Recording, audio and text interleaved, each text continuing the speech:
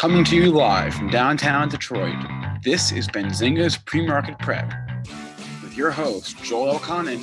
This is a volatile puppy here, isn't it? And Dennis Dick. I'm bidding a penny. I will buy the stock for a penny.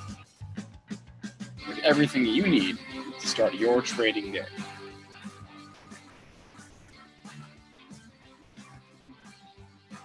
Good morning, everybody. Welcome to this Tuesday edition of Benzinga's PreMarket Prep. Spencer Israel, as always, I'm joined by Joel Chahine and Dennis Dick on the show today. A couple of guests on our radar.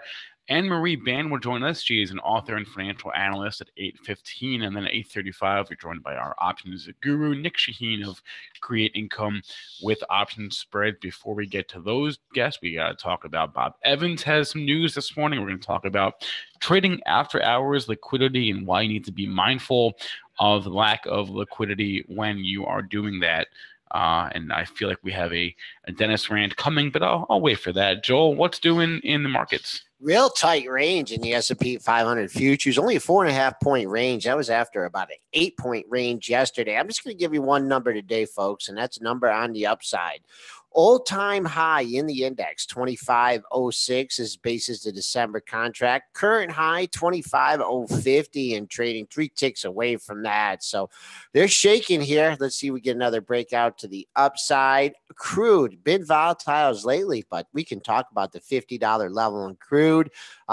Yesterday, dipped down into the 49 handle, back over 50. 51.05 represents the high of the move. That was yesterday's high. Gold up 2 cents here, coming back to 1,300, just trading at 13.1090. And silver up fractional as well, trading at 17.17, perhaps heading for a whole number at 17 even as well. Dennis, here we are, 8:03 this morning, and I know you got some after hours action on your mind. Oh, you want me to rant about the Intel? I'm going to go get some breakfast. And I tweeted this last night too. So fast money, you got to give these guys, and Kramer always too, but the guys on fast money, man, they are influential here now. It was never like that before. They mention a stock and the stock runs. And okay, Carter Worth might be the most influential guy on that fast money show. He comes in with his charts and shows his fancy lines and stuff, and everybody's just listening. He shows last night, he's talking about the semiconductors and how they've underperformed. And, you know, and props to Carter, he does some great analysis. But, you know, then he comes in and he says, well, he likes Intel, and he shows that Intel's underperformed and basically, you know, gives an argument to be buying Intel. Intel starts going up, and, you know, and it always pops a little bit, you know, because, you know, he is influential, and, you know, I wouldn't be surprised if you saw Intel up a little bit today because of Carter. But it just starts going and going and going. It goes up over 2%. I'm like, is this guy like more influential than any analyst on the street? It's a person, you know, who's doing a chart, just gave an opinion here. And it's going to trade. It trades all the way up to, how high did it go, Joel, last night? 37.64. 37.64. So Intel up almost 2%. You know, 1.5 or 1.75%, whatever, 64 cents, close at $37 because Carter Worth likes the chart. I mean, you got to think, you know, when you're chasing after hours, one thing, liquidity is much lower. Intel, super thick stock. Like when that thing opens, you know, it's going to open, you know, with a huge print. But not only that, it takes, you know, what was your argument, Joel? The amount of volume it takes to move that stock, 64 cents. Talk about it. Yeah, no, I mean, if you look at, you know, with the market makers in there after the open, as well as institutional orders, I mean, let's just take a look at the daily volume here. Spinner is making a comment. It made a lot. It traded so much last night on Carter. It really did. So, like, it took off. So there is a lot of people watching this fast money now and influential. And if you don't like, you know, maybe the analysis and stuff, you have to still respect it because it moves stocks. So, you know, props to Carter for the analysis he does and the following that he's got, that he can move stocks that much. But I mean, when Intel's moving, you know, on 2 million shares, like Spinner's pointing out, 1.75%, that's more influential than the majority of the brokers on the street. I don't know if Goldman came out today. If Goldman came out and upgraded Intel to buy, I'm not sure it would trade at 37.64. So full disclosure, I'm short Intel. I'm fading this. I faded this move last night. Now that being said, I faded this move last night when it was up there, and I was early on it too. I started shorting it a lot earlier, but I sold more in the 50s. I didn't quite get the 64 high print, but I got quite a bit of stock off in the 50s short because it's just too much. I feel like it's too much on Intel. I wouldn't be surprised if Intel's up today, but I don't think it's taking off and blasting off into orbit. Although the chart looks good, I think I'm going to get a shot to cover this in the lower 37s. And, we talk about, after hours trading, pre-market trading, it's also, taking positions like Dennis does, very aggressive, very experienced, very hard to do, not the same liquidity. But man, if you're long Intel, and now let's say you had a good lead, it had a 5-day winning streak, and let's say you were using 37.50 as the target. 37.50 was your exact high on April 27th. Of this year, hey, throw your offer out there. Yeah, it might trade 37.5, 75.38, but when you, especially the way that thing, it spiked up there, then the next day it gapped down. I don't know if that was before earnings. Think about the supply up there. Think about the people that actually bought above 37, watched it go to 33.23 and back this area in just an instant. So you gotta, use it to take profitable positions. Also being aggressive like Dennis. But is he the crayon guy? Is Carter Worth the crayon guy, or is that somebody else? That's Jeff Mackey. The crayon guy was always Jeff Mackey back in the purple crayon, but he's got his lines. It's very simple analysis. He's looking trend following. I actually like his technical analysis because people who complicate it, I think, doesn't work. Carter, keeps it very simple. He looks at trends, support, and resistance and goes with it. Basically kind of how we teach technical analysis on the show. You could teach it to like a monkey almost. Like it is literally that easy. It's just, with my technical analysis, I teach, when I'm doing it in university and stuff, I will teach technical analysis for the most part in 5 minutes. It's support, resistance, and trends. And Joel, you're pretty much the same. I mean, you talk numbers, you're 50%, but we stick, pretty much to, those. We don't get all fancy with all the indicators, and the Bollinger Bands. I don't even have any Bollinger Bands. I don't even have any moving averages. And people say you're nuts for not having moving averages. Trade 18 years without moving averages, and it's worked well for me. So I don't think I need it. I think support, resistance, and trends is the most, that I need really from technical analysis. But, he does a good job breaking it all down. But I'm just saying how influential these guys are. And a lot of times, when people get really excited after hours, here it is now, Intel's 30 cents off those highs. If you're buying that up in the 37.60s last night, you're like, oh, 37.35. That's a definition of chasing, guys. Yeah. And, Intel's a big, old, stodgy stock. It sometimes moves 50 cents, on a good day. And it's up 64 cents after hours because somebody likes the chart. Seems overdone to me. Just going to a monthly here. I mean, this thing is, look, we hit 75.83 and back in 2000. But Dennis, when you get a chance, pull up a longer term chart here because we've poked our head above. I like it long term. Yeah, I like look at that. Even though I'm short it right now for a day trade because it went too much too fast. I still think Intel long term because everybody's talked Nvidia. You're making a good point here, Joel. Everybody's talked, even AMD because it's been on the comeback trail. Intel really hasn't participated that much, and maybe that's because they're still too PC focused. But don't kid yourself. Intel makes some pretty good chips too, and they're not going to be left in the dust here. How'd you do on your AMD yesterday? Good. AMD, I think it was my biggest winner yesterday. I actually played it multiple times. Played it after hours a little bit last night too. But full disclosure, I'm actually short AMD right now because Nvidia's trading down. I like my Nvidia AMD. When Nvidia's down, I usually come in and I trade the AMD against it. So I put some AMD on just because it was trading up quite a bit here, and I think it was actually positively mentioned on Fast Money as well, which I believe is why maybe it's trading up. But with Nvidia trading down here, sometimes that will pull AMD along with it. But Nvidia is the leader here. It's been the leader, and Nvidia had a hell of a 2-day run. I mean, that 2-day run is incredible, and not surprising that AMD would have a nice run too, following Nvidia's lead. Just a reminder, Intel is no slouch. They're investing $1 billion in their AI ecosystem. I'm telling you, they're collaborating with Google's Waymo on their self-driving car technology. Yeah. So just because Nvidia and AMD, to an extent, grab headlines on Wall Street, Intel is still Intel. I think so too, and I think everybody's forgotten about Intel. I think you get the growth. I think you're going to get some growth here at a good valuation. I like Intel too. I don't own it in my investment portfolio. I kind of wish I did. And I kind of think I will if it pulls back. And I think you're going to get, you could still get some shots here, but I don't mind the Intel call. I don't mind the Carter Worth call. I'm just saying it's too much too fast. And that's why I was fading it up there last night in the 50s. And I'm looking to cover it here in the lower 37s if I get another shot, which I think I will. Do you know why I like Intel? Why? Michael Phelps does some of their commercials. They were the gun. I mean, for, a better part of 20 years, Intel was their 15, all through the 90s was always Intel inside. And, AMD, we know, went down to $2 a share. Now, they've come out with some better chips, give props to AMD for, kind of reinventing themselves and coming back here. And also give props to NVIDIA. But I still think Intel has a lot of money there. And I just don't think that they're, just forget about Intel, that they're going away. Yeah, 38.45 has been the high since I'd hit that 12.05 low in 09. So, but from the monthly chart, it looks good. But let's go from chips, maybe to sausage here. Bob Evans taken out on the farm here. Yep. Post is purchasing Bob Evans Farms for $77 per share. It values the deal at around $1.5 billion. This deal was not, to my knowledge, rumored at all recently.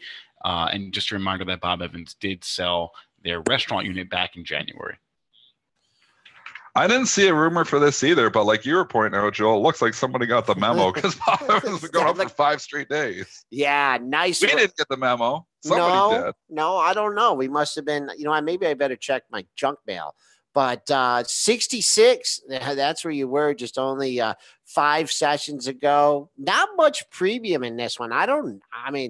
It's Bob Evans, though. I don't see who's going to come in. Like, if you're thinking, oh, that's not much of a premium, you need to look for a run in. But, who else is going to take them out? I don't really see any. I was shocked when it came in. I didn't even know they were in play. Somebody did from the chart the last 4 days, but I didn't know they were in play. Post holdings, the takeover, not seeing a lot of trading in that. Been on a nice run up. Oh, I just wanted to check who did the takeover yesterday. It was Grumman, right? Took over. OA. Yeah. Orbital ATK. How did they treat Northrop Grumman? Oh, they liked the deal. Oh, the synergies of the deal. Look at that. Everything's synergies right now, Joel. Joel, come on. Think about the market we're in. We're in the eternal bull market here. It shrugs off hurricanes. It shrugs off nuclear war. It shrugs off interest rate hikes. It shrugs off everything. I was talking with the chief. He's a little worried about what the Fed's going to do. He's the next move by the Fed, but he's been worried about that for a while. But lots to worry about. Market don't care. Honey Badger market don't care. You buy something, you pay a premium for it. Just like Gilead, you pay a huge premium for something. We love it. All right. Party. 8:13. We have 2 minutes. We got AM Marine Band coming on at 8:15. We're out of earnings season here. What other stocks would you like to highlight? Do you any sympathy plays with Bob Evans, or is he kind of out in his land of its own? And I mean, there's so many restaurant stocks. Like, where do you want to go? Like, you go to Denny's. That would be your direct comparable, DENN, but the premium's not even that good. The Bob Evans $77 gets taken out for $72.93 close. I'm not that excited about this deal. It's not like they paid a 25% premium for it. They paid, a 6 or 7% premium over yesterday's close. So DENN would be the direct comparable. Well, Denny's does not appear anymore, remember, because Bob Evans doesn't own its restaurants. So they just own like the food and the production. Regardless, I think of Bob Evans, I think of Denny's. So I don't know if you have some other stuff, go ahead and, but maybe Hormel could be a sympathy, HRL. I think we're reaching for everything. Okay. I think if anybody thinks, and here, the market's one thing, I got 50 seconds to talk about this, but one thing I've learned over 18 years is keep it simple. Keep everything simple. Market doesn't overthink things, and people think they do, but it doesn't. And, I wouldn't, I'm not saying, but Bob Evans, traders naturally going to think Denny's and that can move the stock because of that. But I don't think there's enough premium here for any sympathy plays, in my personal opinion. No, not much at all, especially the way they ran it the last few days. So, all right, Spencer, who do we have here at 8:15? Anne-Marie Baiynd. She's a trader, a longtime technician. She's an author. She's the CEO of the tradingbook.com is Anne-Marie's site. So we'll be right back with Anne-Marie Baiynd.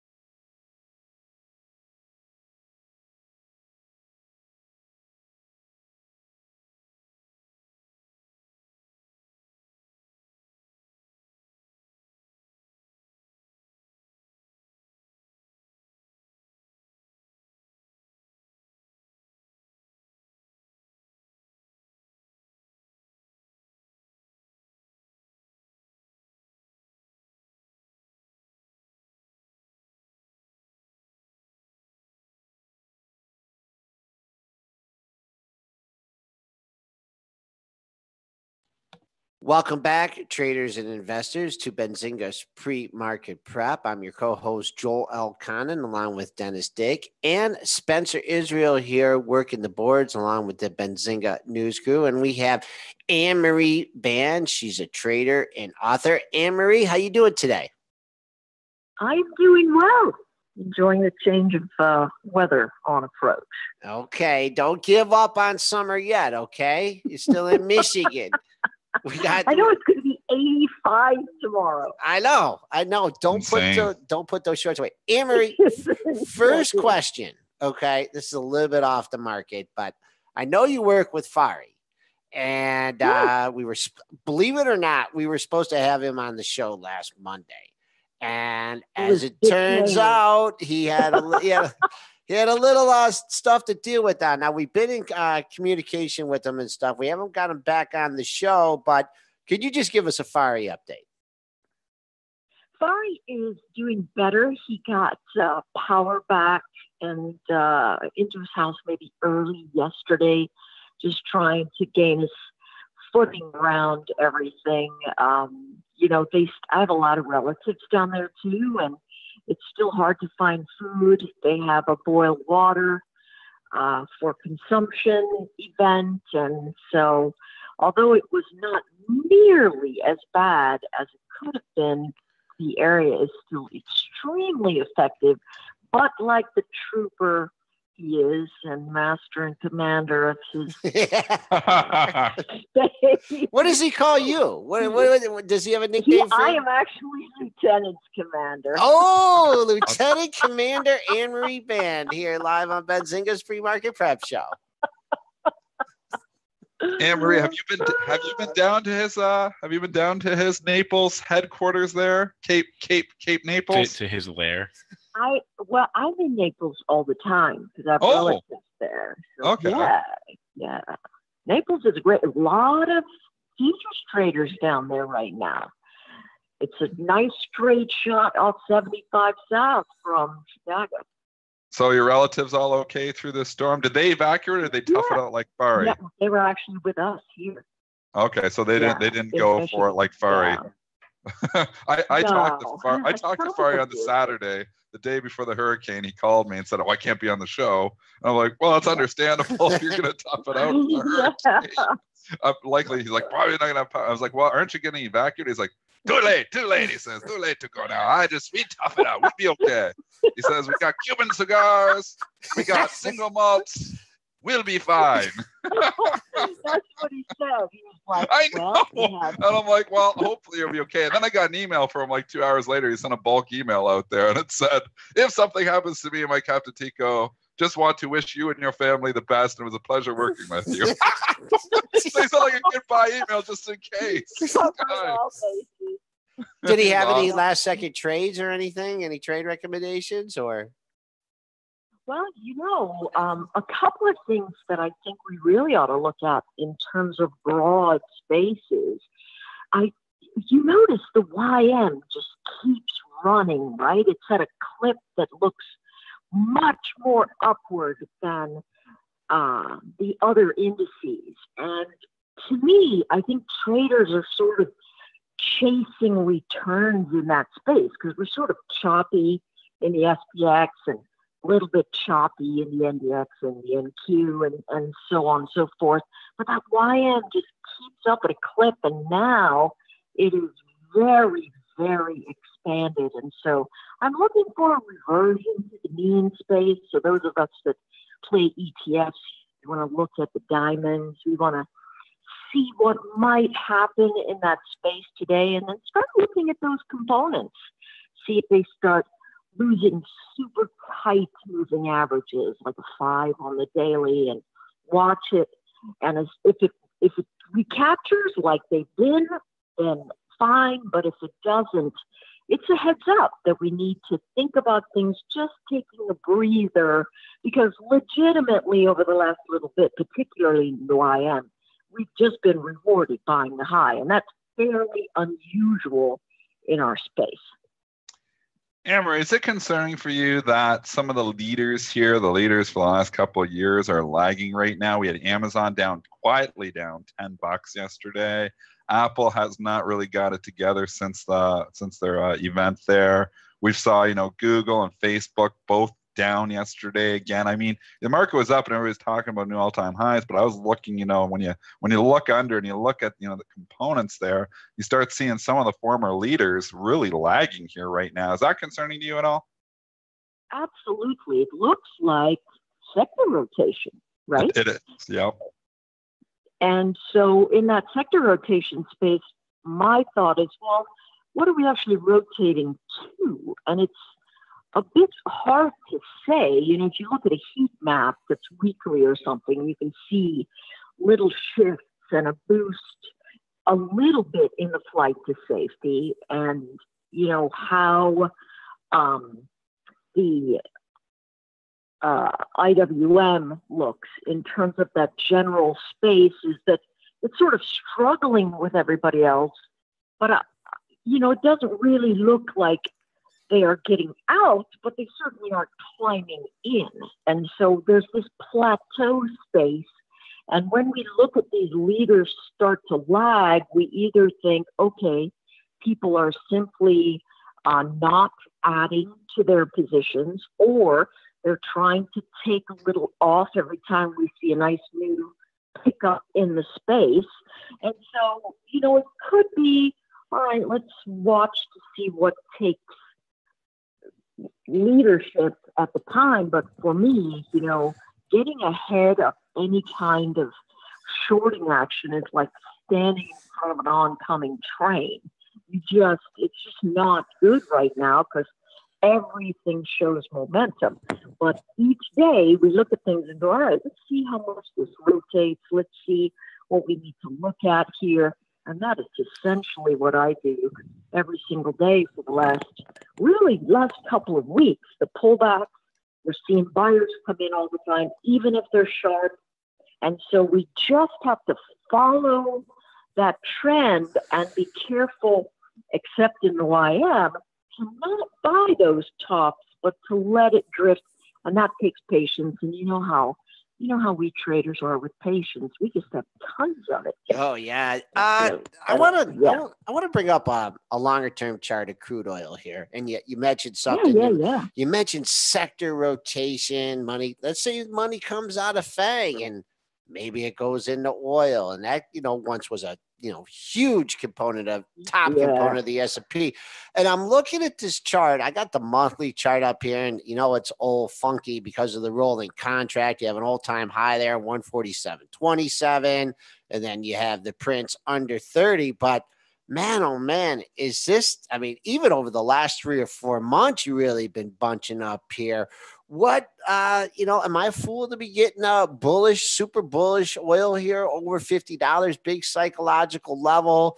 What are you looking at, technically and fundamentally in the crude oil market? I think you nailed it on the head right there. 50 is a very big psychological level, and it's been such a big level that we've been fighting around it. It's been a very long time since we stayed more than 2 days, really, over 50. And so this is going to be that do or die space. We end the week up above 50.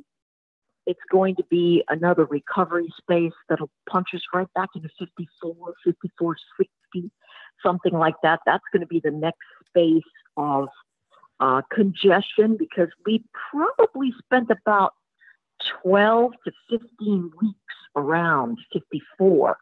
It looks like last year, right? Or the very beginning of this year.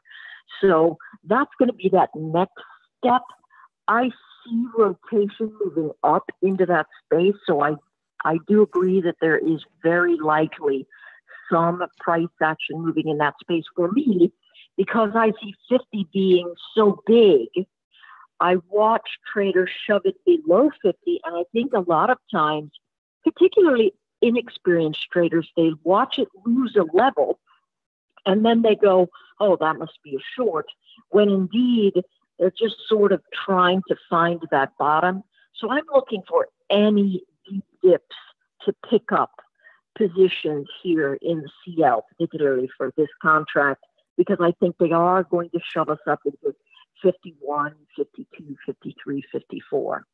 Just if we fade up at those levels near 51.60 to 52, just so long as we hold that 50, we're still going to be in good shape. Anne-Marie, just talking about the rotation, one sector that was really benefiting from the rotation yesterday was the financials.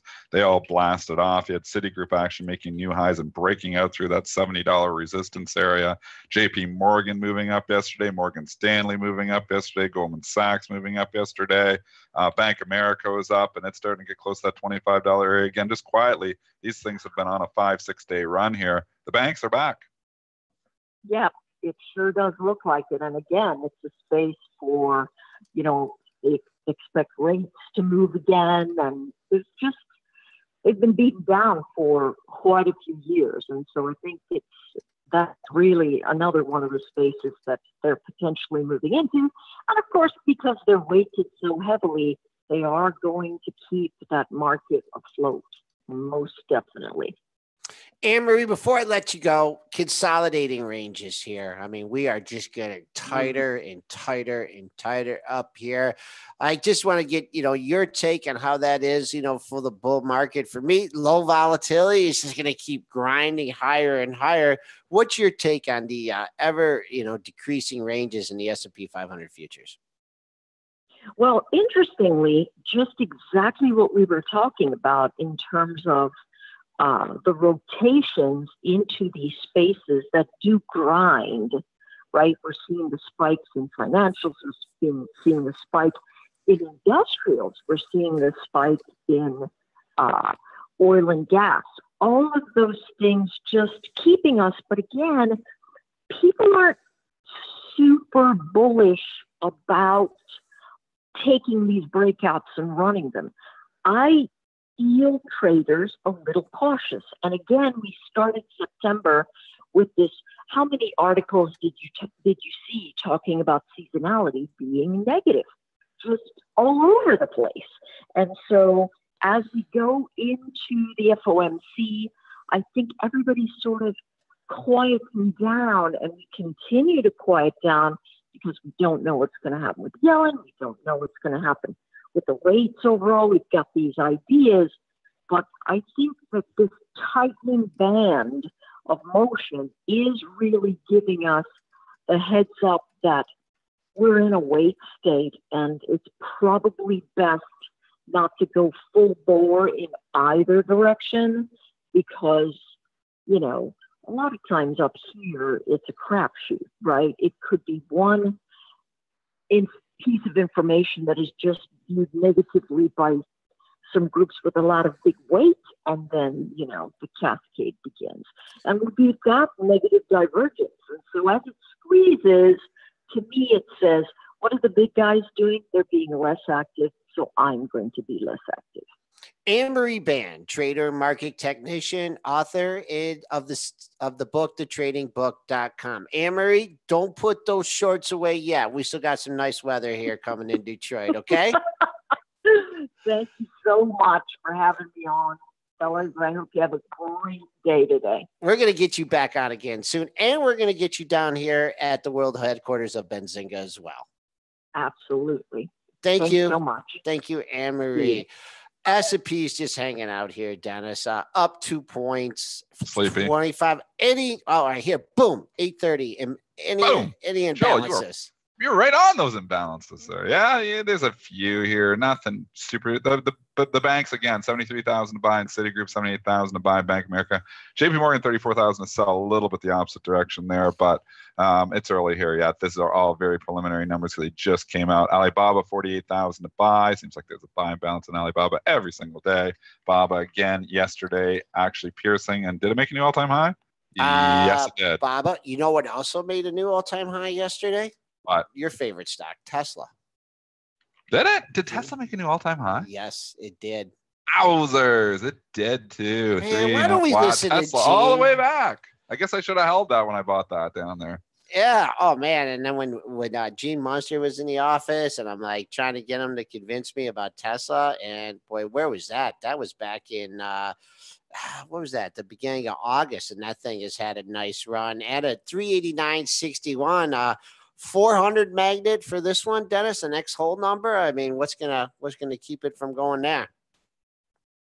I think so, and I don't totally get it from valuation, but valuation doesn't matter on certain stocks, and it never has on this one there either. It's just a momentum play. Momentum's on its side. I mean, we're pulling back here this morning. Is there a headline on Tesla? It is down $5 here today, which makes me think that somebody said something, an analyst or something. Spencer, you got anything on Tesla? That's what I thought too. I got nothing. I mean, we had Jeffries this morning with an underperform rating and announcing a price target of $200. Oh, that's it. $280. Oh yeah. Boy, oh well, that's huge. Oh, thank you. Jeffrey said that this morning. Yes, sir. They came out. So where is that? You have that note? Like, what did it say? The reason for that? I don't have the note. I just have the headline. So Jeffries comes out with an underperform and put what? What was the price target? $280. Oh, yeah, that'll do it. That'll be a catalyst. Anyways, it's not down very much considering that $280 price. I honestly think if Jeffries came out, I thought it would be down more than that. So that's actually holding up pretty well considering. Dennis, did you dump your Ford yet? No, I still am for it. Should I dump it? No. I want to take a look at these autos real quick before. It's sitting here. I don't know, man. I'm in here. This was a long-term investment for me, and I've changed my thesis. Jason Raznick has talked me out of Ford almost here, just because. Well, not Jason, but because he's so pumped Tesla, he's got me thinking that I'm in the wrong stock. So, and Jason's been right this whole time. So I'm gonna trade my Ford in for Tesla, but no, I'm not gonna do that. But I might sell the Ford. I'm in the 13s. I think I'm averaging like 13.5. So I'm really under some serious water here, but I might eat the loss here. Tax loss selling season starts in a couple of months. I might be participating in that with Ford. You're already thinking about that here in September, huh? Dennis, do you have any losses in your portfolio? That's the problem. Oh, yeah. Just Ford. I got a few in there. I've got a few in there. And, it benefits from the bull market. So the majority of the stocks I'm up in my invest portfolio because the market's at all-time highs. So I'd say, there's a few in there, though. Ford is in there as a loss. And what's one really? GE is a loss still right now. I'll have to take a look and see. There's a few. There's been a couple bad ones, but I've had some good ones too, obviously. And that goes with investing. When you're sticking them in there and trying not to look at them, for a long period of time, have some winners, you're going to have some losers. So, and have you seen GM? Have you seen GM as of late? I don't have General Motors in there. I guess I should have had that one because it's done pretty well. It kind of looks itching like it wants to go to 40. I know. And look at that. I mean, you see the 94.88 high back in 99. We know what happened there as it went to 27 cents. Reorg been 20 to 40, 20 to 40. Then 30 became the number, and now knocking on the door. And you know who has this one as a long-term investment in his portfolio? Mr. Buffett. So getting a nice return. Before we've got Nick, we're bringing Nick here in 1 minute. Cajun One, retail looking toppy, XRT, BBY, triple BY. Don't they have earnings? Been on a long run. Yeah. What you think here? Is another shoe to drop here in the XRT? It's just been on a run. Everybody hated it. Everybody was throwing every retail stock out, and they've come back a long ways. So now it's like, okay, now you're late to the party. Like, look at the Gap, for instance, GPS. Do I think the Gap is turning it around here fundamentally, and everybody's going to start going to all these stores? Well, maybe not really. I think you just had a little bit of a short squeeze coupled with the stocks just got too cheap. So they're repricing here again. I mean, Kohl's, we've talked about it. Macy's has not come back nearly as much as some of the other ones, but I guess when you consider it was 19 to 22, it's still a good 10% move in there. JWN had a little bit of a lift when it looked like they might get the deal, but now it's come back in. We haven't heard anything from that story. But the retail stocks have had a little bit of a run here. So they've come back a little bit. I'm not chasing them up here, so I'm not coming in here and buying retail. We do have Bed Bath & Beyond tonight, Joel, if you wanted to break down the technicals. There's a stock that hasn't come back. All right, we'll dial up Nick here, and I'll take a look at triple BY here. I'm not almost put BBY in there. I mean, there's another shoe to drop here. I mean, what can you say? Sitting at the low of the move, 26.96. Bad day yesterday. Bad looking chart going into numbers. I mean, maybe if you want to go lotto here on the long side, but it looks like it's going to break it down. Nick Chahine, the author of Create Income with Option Spreads. Nick, is there any premium left in these options? On what tickers? What are we talking about? Any of them. Oh, any of them. Sure. Sure. Nick can always find premium. He finds them. Not on the weeklies. The setups last week, although I shared them, I didn't like them for myself. They were too tight. There's no fear, therefore forcing us to get closer to current price when you open an iron condor, for example, on the weekly basis. So the chances of issues, drama, whatever you want to call it, are high because you're so close to current price. Yeah, you last week your note was, I like to look at the weeklies and everything, but I'm sitting out the 4-day week. Or was that another week ago? That was 2 weeks ago. That was almost every week because the VIX is so low. That's why I prefer trading a little longer distance. This way you can set a thesis and wait a few days. You don't get shaken out on one day with a bad price action against your position. So, yeah, the weeklies are challenging. The ranges have been clear, but the trades that you have to take on those ranges are closer to current price when you open it. So on Friday, when you open the weekly for the next week, if you want to open them on Friday, then you end up taking the credit put spread a little too close to money and the credit call spread a little too close. So if you have a couple of good days one way or another, like for example, the small caps had a good day, suddenly if you had a credit call spread in there, you start sweating. So that's what the low VIX causes. Nick, your Twitter feed from Bobby Bid here, is that at Racer Nick? Is that your Twitter feed? Yeah, at Racer Nick, but no K in there, so I'll check it out to see. Okay, Bobby. Okay. Let's see here. Let's start out with a stock that has earnings tonight, FedEx, FDX. And I know you're going to whip up a chart here. While you're doing that, I'm going to pull up the daily chart. I mean, they're all-time high, $219.99. They're still delivering that Amazon stuff. I mean, I guess unless there's a big threat from Amazon to get their own planes, which we had a year or so ago. Give us your thoughts here on FDX as I pull up the chart.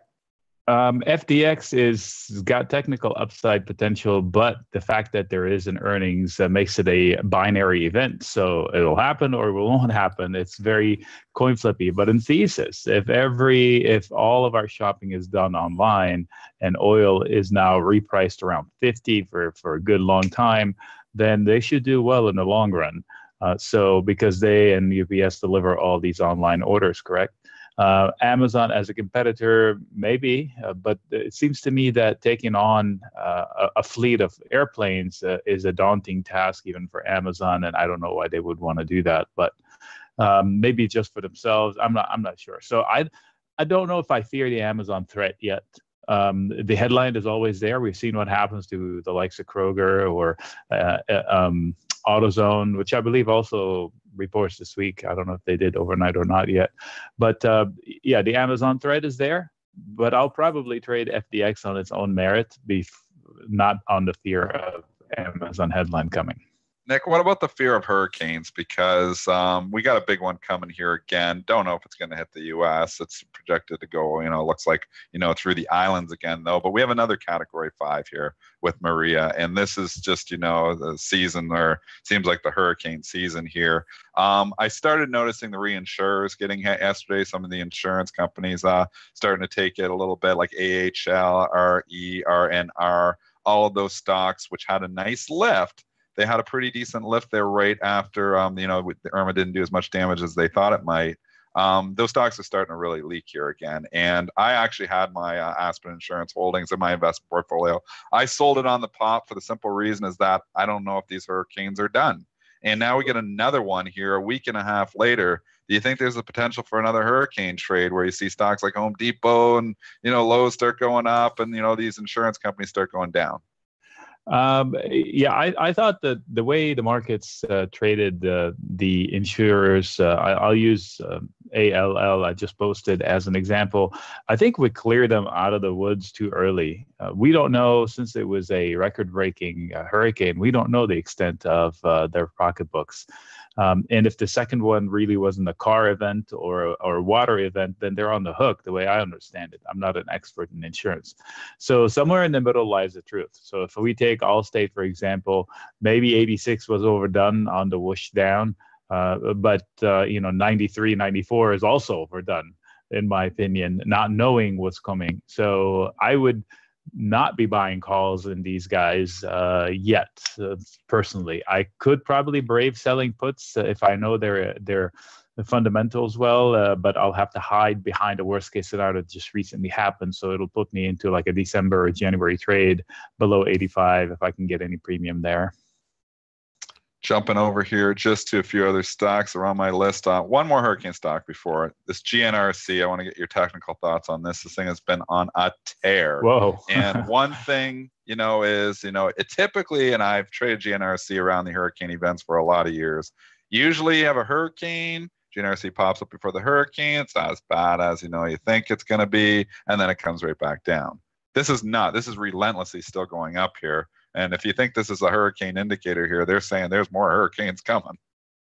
Yeah, well, I don't know fundamentals on that one, but technically it has had a quick, good daily chart run up. And that's, I don't know if I would say too far, too fast, because it has technical potential on the weekly. If you flip to a weekly chart, which is what I'm sharing, not a hard line in the sand, but it seemed to have crossed a level that has been contention for a while. 44-ish was failure a couple of times, and a roof, and then now they're over it. So maybe the bears are tired and the bulls will prevail a little bit longer. And if they can get to 50-ish, that's another similar level. There'll be another fight there. So if I'm long, I'm not compelled to close, but I don't know if I want to squeeze that last couple of bucks out of it by starting along from here. But I don't know their fundamentals. So if you know their fundamentals, sell generators. Okay. So that seems to be like a timely thing, but some people like to have a generator on hand if they live in an area where they will probably need it. So it might have couple of months worth of legs. So like I said, if I'm long, I'm not closing it yet. Maybe I'll trim, maybe I'll stock replace, which means I'll sell my stock and replace with part of the proceeds with calls to continue participating on the upside with money in the pocket, so to speak. So technically it is frisky. It's got maybe a couple of bucks left in it, but I won't chase it from here. All right, a tough chart to interpret here, but I know you can do your best. Adobe, ADBE here, just been on a tear lately. Can you give us share any insight, either fundamentally or technically, on Adobe? Well, it's not tough at all. It's bottom left to upper right, as they say. And this is the daily, and you have Kramer defending it on every dip. So you're in good company there. If you're long, there's absolutely no reason to get out of it. It seems that they made the turn to the new normal, the new ways of doing business, which is online service, subscription, whatever you want to call it, to make it more palpable for people to use their product rather than go out and pirate the software. So technically, I have no reason to short this.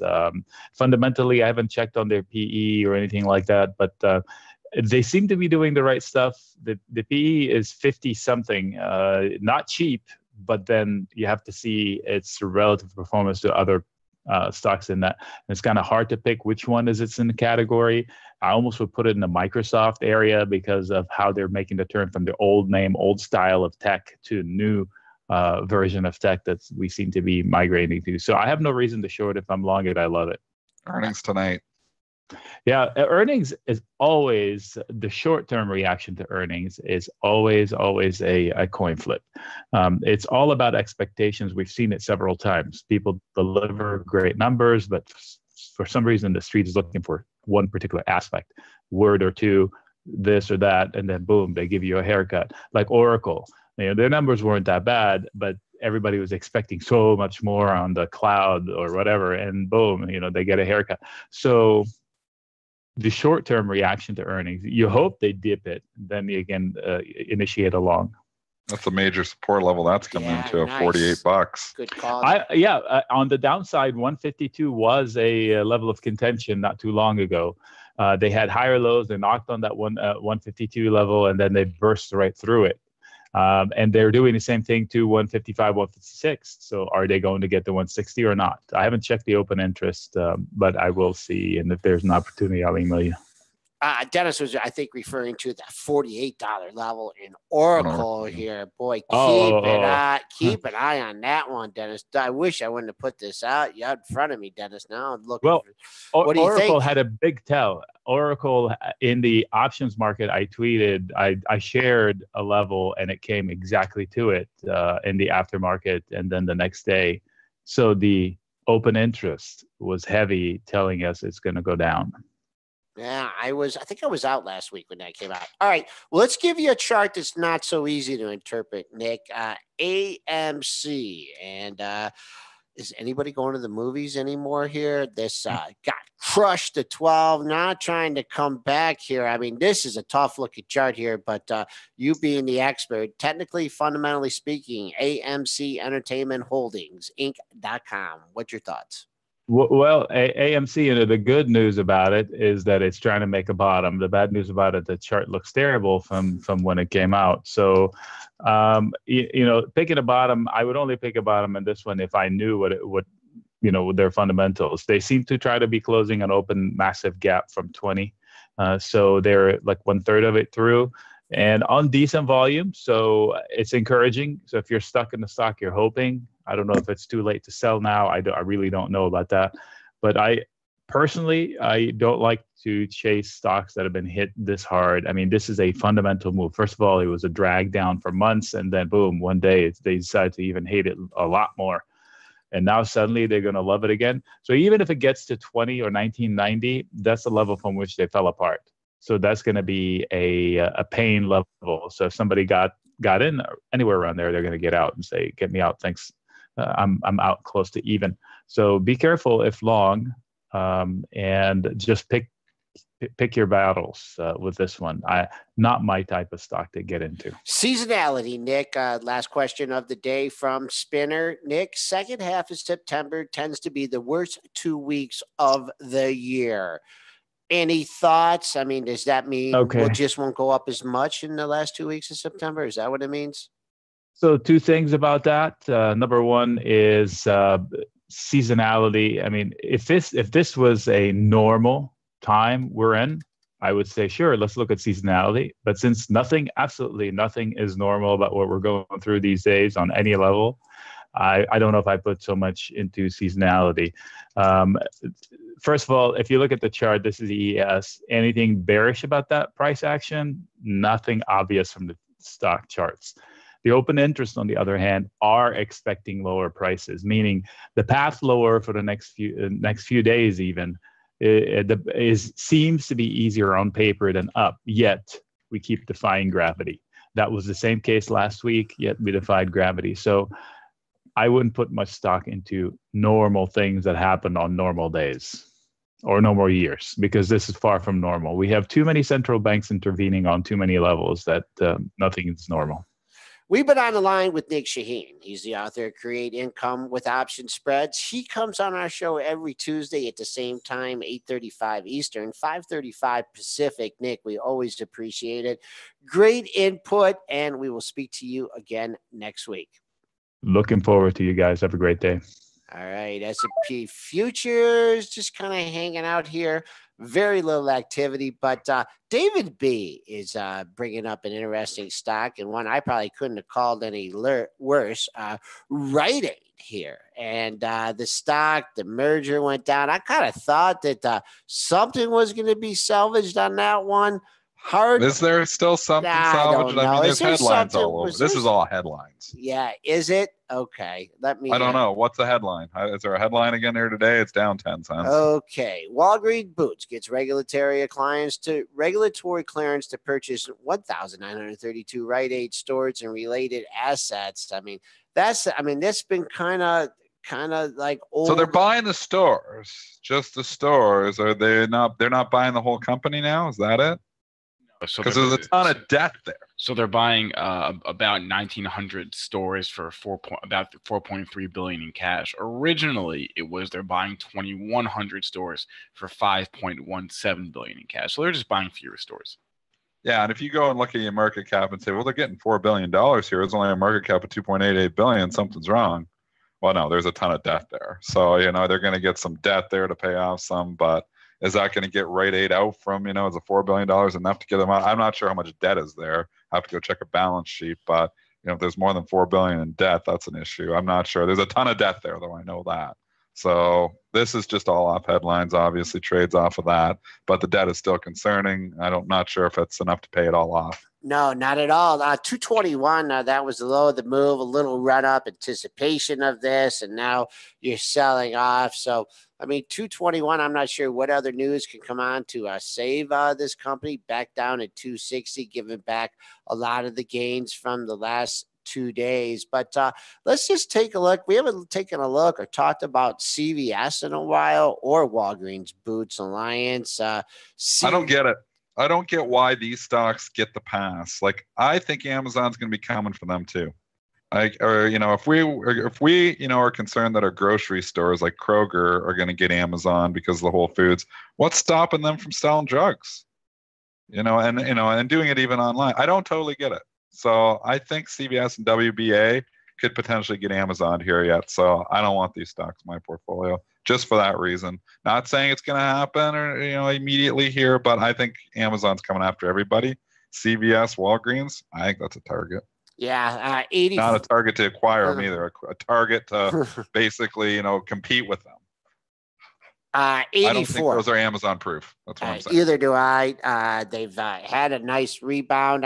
June, that was probably that June swoon you had at CVS. That was probably right around the time that Amazon went after Whole Foods, so stocks got ahead. I tell you, someone wants out just under 84, closed on the low yesterday, still had a green day at 82.60, but until this thing clears 84, that looks like major resistance in WBA. CVS, Ed had the swoon. Ed had a swoon maybe off earnings, but caught a bit. Interesting. Look at that. 84 is a level in that one too.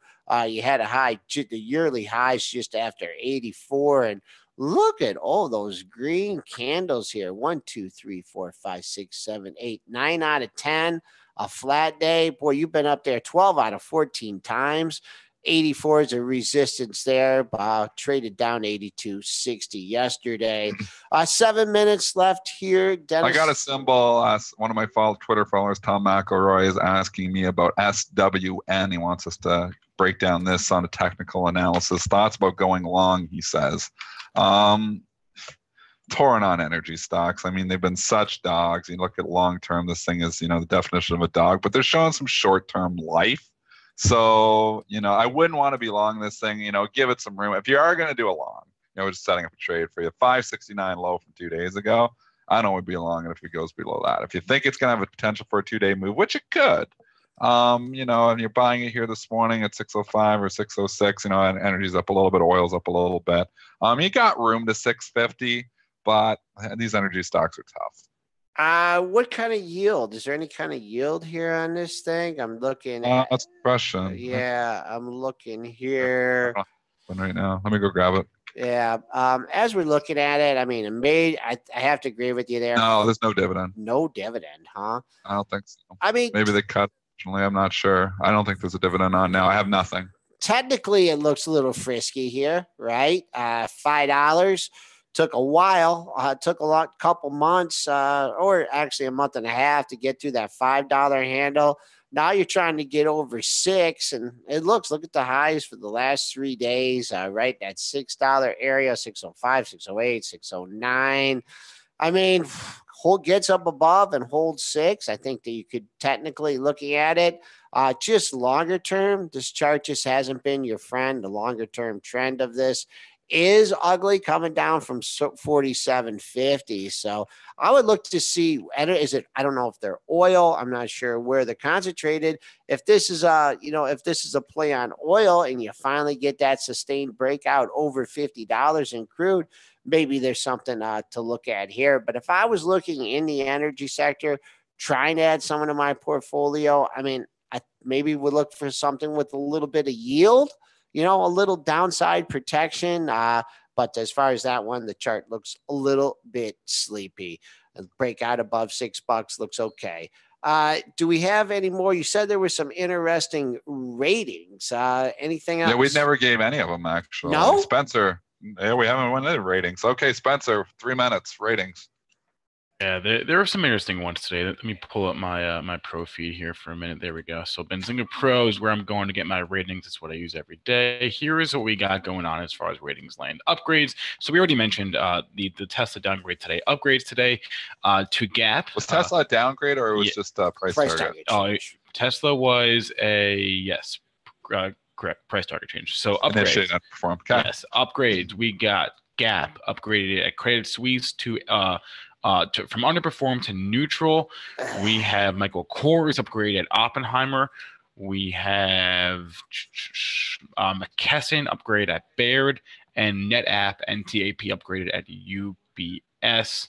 As far as downgrades are concerned, Nike gets a downgrade. Susquehanna there from positive to neutral.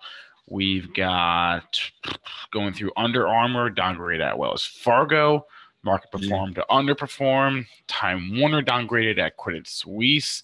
Lennar downgraded at Mizuho, and Kellogg downgraded at Piper Jaffray. Other notable call we mentioned again, Tesla initiated at underperform by Jefferies with that $280 price target.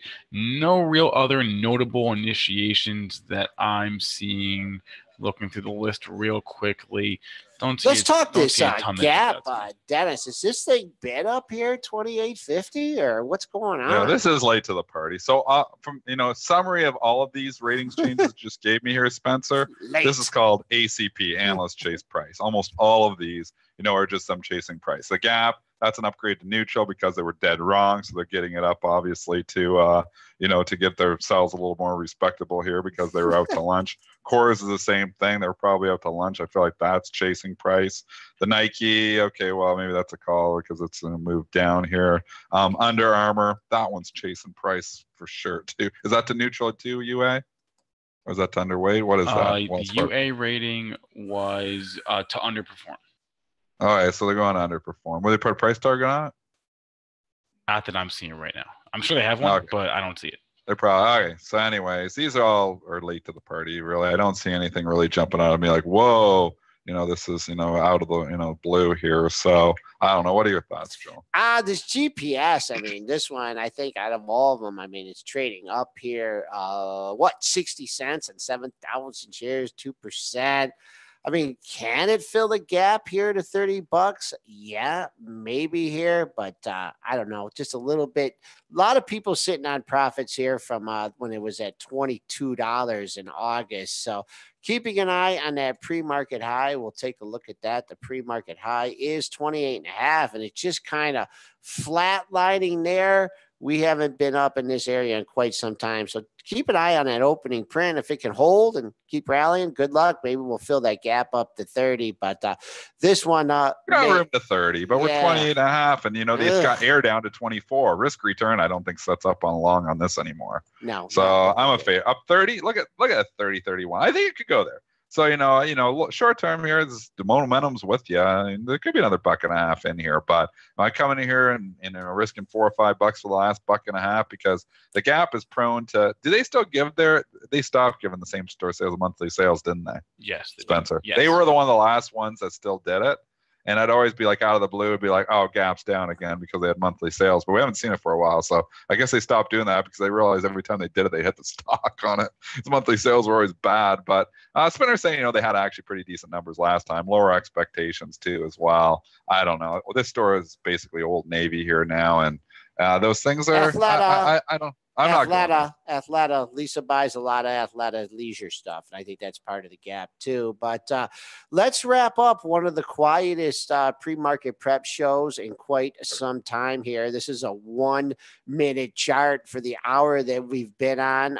The low 25.0375 in an hour and a half. The high was 25.05. The only level leave you with today, the all-time high from yesterday, 25.06. Current high 25.05. So green skies above that, holding 2 points from the all-time high. Spencer, actually, Joel, I'm going to call an audible, and I have an interview I want to air right now. This is an interview I did last week. An audible. An audible. That's okay. That's a football term. Spencer. Okay. Spencer. Matt. I was going to We never Michigan talked about the football Lions. games before your parents were born. I mean, come on. Okay. This is an interview I did with Lions big win. We just got to say for the audible. Great. We Great. didn't give props to the Lions. This is an interview I did last week with Matt Amberson. He's the principal and founder of a company called ORATS. They're an options research platform. So I want to air this right now. This is a chat with Matt Amberson, again, from ORATS. Okay. Welcome back, everyone. We are joined now by Matt Amberson. Matt is the principal and founder of a company called ORATS. They're going to be at the Benzinga FinTech Summit on September 28th. Matt, thank you so much for joining us. Nice to talk to you. Yeah, we're excited to go to the event. So what exactly is, first of all, explain ORATS. What does ORATS mean? Option Research and Technology Services, short is ORATS.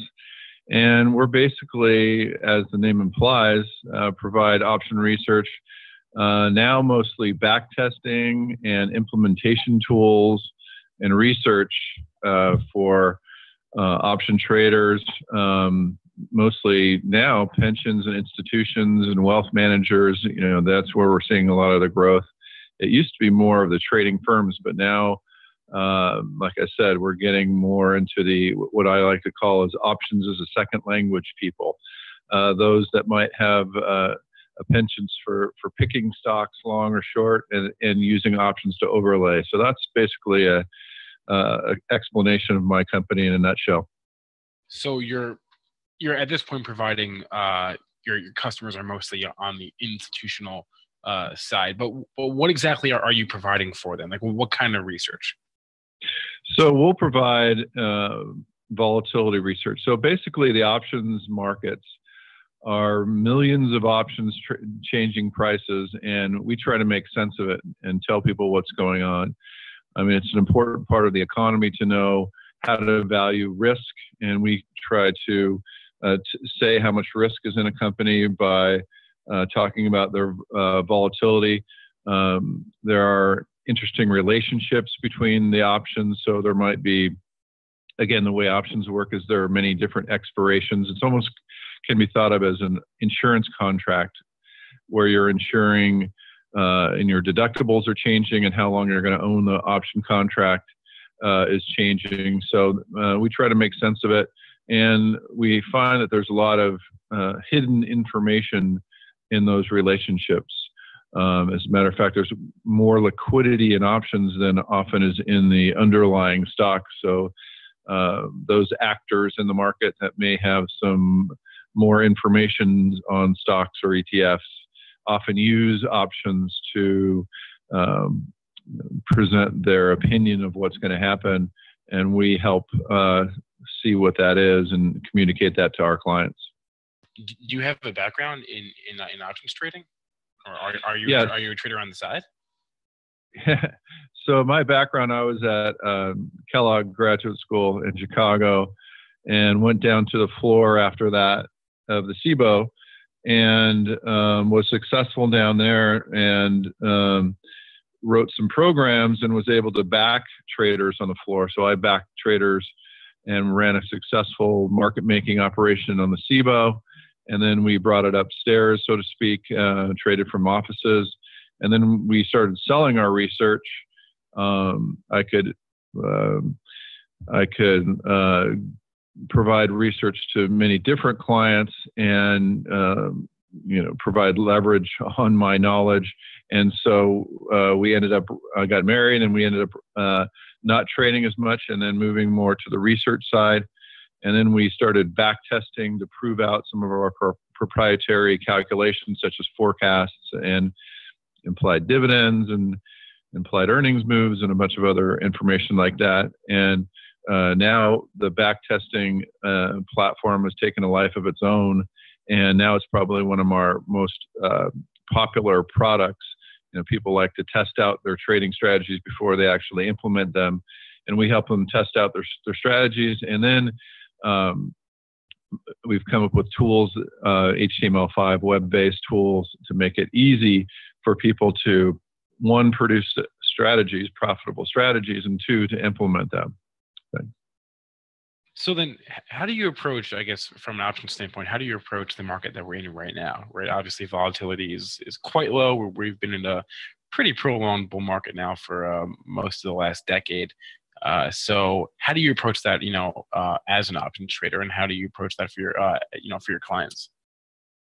Yeah, from a data perspective, I mean, everyone thinks one thing or the other of the markets. It's too high, it's too low. We look at it, from a data perspective. And, a funny thing that we've found from doing a lot of back testing is somewhat counterintuitive, that when the market volatility is low and the implied volatility is low, the market often doesn't get it low enough. And what that means is there are two important volatilities that we measure. One is the actual volatility, or how much ETFs and stocks move, actually their stock price moves. That's, historical or statistical volatility. And the other important volatility measurement is implied volatility. And implied is the market's perception of what's going to happen in a particular stock, how much the stock's going to, or an ETF is going to move. And when that those two diverge, when the implied volatility diverges from the historical volatility, is when there are some opportunities for profit in the options market. Well, when the historical or statistical volatility is low, the implied volatility, we find, sometimes doesn't get low enough. So even though you're selling low, so to speak, there's often profit opportunities there. So that's what we're seeing, especially now. We've been saying that for a number of months. The interesting thing is, conversely, in very volatile markets, the implied volatility, or the market's perception of what's going to happen, doesn't get high enough. So even though people say, "Oh, it's so high, we have to sell volatility," well, that's often incorrect. Especially in our back testing, we see that the market can't find it in itself to get it high enough to match the realized volatility. So that's what we're seeing out there in the market now. We're on with Matt Amberson. He's the founder and principal of ORATS, and I mentioned this at the top. Matt, you're going to be at the Benzinga FinTech Summit September 28th. What exactly are you guys going to be demoing there? Yeah, we're going to talk about our back testing platform, and how we make sense of the market, and how we take large amounts of information and make it palatable for back testing. We think what separates ORATS from other firms is the fact that we have such expertise in trading that we can take the data that's out there, summarize it, get proprietary calculations, and find opportunities out there that others might not be able to. So that in a very short amount of time that I'm able to present, that's what we're going to try to get across. And ORATS is the name of the company. ORATS.com is where you can learn more about Matt's company, and BZSummit.com is where you can learn more about the Benzinga FinTech Summit. Matt, looking forward to your presentation. Looking forward to seeing you at the event. Thanks so much for joining us today. Yeah, it's my pleasure, and I'm looking forward to it as well. We're going to have some of our biggest clients out there in the audience, so it's working out well. I'm going out to California, where I grew up, so looking forward to seeing you out there. All right, thanks a lot. And that was our interview with Matt. Thanks everyone for joining us today. We got a good guest on tomorrow, Dan Foreman. He's an analyst, equity analyst at Benchmark Securities. Does not do interviews very often. He's going to give us some really good stocks that he has very strong opinions on and is very convicted. So we have a good guest over for you tomorrow. That's our show for today, though. You can catch the whole thing again on iTunes, SoundCloud, and Stitcher, or by going to youtube.com/BenzingaTV. Have a good rest of your day, folks. We'll be back with you on Wednesday.